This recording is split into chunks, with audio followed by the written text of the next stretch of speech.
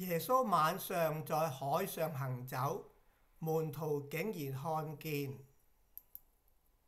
嗱，我哋睇下馬可福音先，因為馬可福音係最早嘅福音書嘛，四福音最早佢，咁就應該最可靠係佢嘅。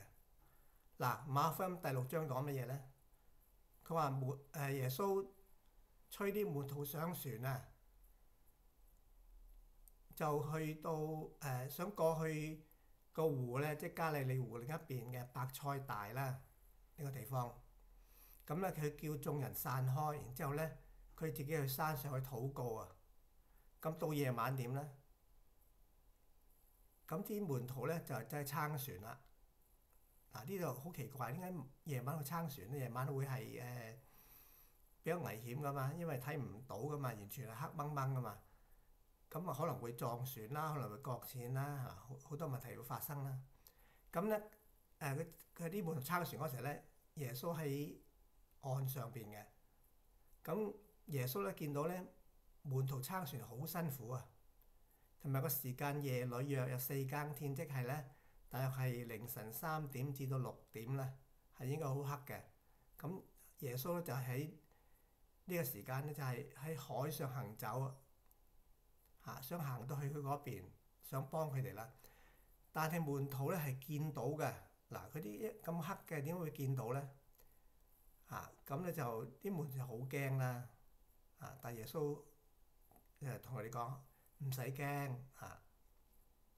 咁馬太福音都係抄馬可福音噶嘛，所以佢講嘅差唔多嘅，又係講夜晚，又個時間一樣啦。夜裏4更天啦，門徒啊睇見耶穌行走啦。咁到約翰福音第6章咧係點講咧？佢亦都係講晚上嘅，但係冇講嗰個真正個準確嘅時間啊。咁咧佢話啲門徒同埋耶穌上咗船咧，要過海，即其實過個湖啊，加利利湖，去到迦百農嗰邊嘅。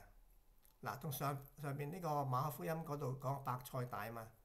咁你可否講迦百農同伯賽大係兩個唔同嘅地方啊？佢就改咗個地方啊，就係即係同一件事件，但係佢唔跟住馬可福音講嗰個伯賽大，而佢轉咗做迦百農。其實約翰福音係遲啲寫成嘅，遲過馬可福音嘅。佢可能睇過馬可福音咧，就話不如改咗個名佢啦，唔好跟足佢嘛，所以改咗迦百農啦。咁天黑啦，佢亦都冇講嗰個時間係凌晨3點至到6點，冇講到。但係天黑就唔知幾多點啦。咁咧就係又係大風大浪啦。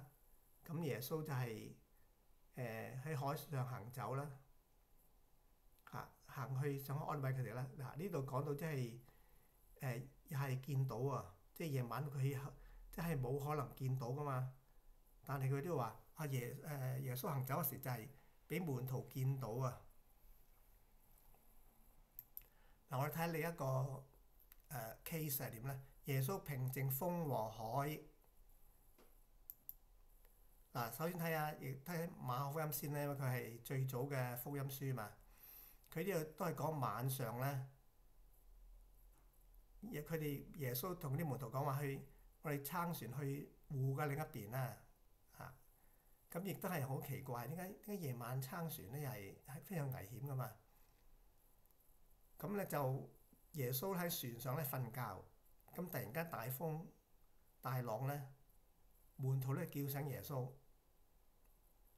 咁咧耶穌同佢哋講話，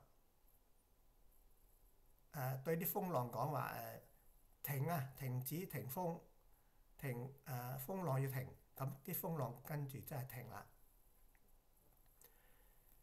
咁咧馬太福音同埋路加福音都係睇過馬可福音而寫成啦。咁佢哋係覺得夜晚呢個時間冇乜理由撐船噶嘛，所以佢哋唔講夜晚啦，直情個時間忽略咗佢啦。亦都係講同一樣係耶穌瞓着咗，大風大浪咁啲門徒叫醒佢，咁耶穌就平靜風和海啦。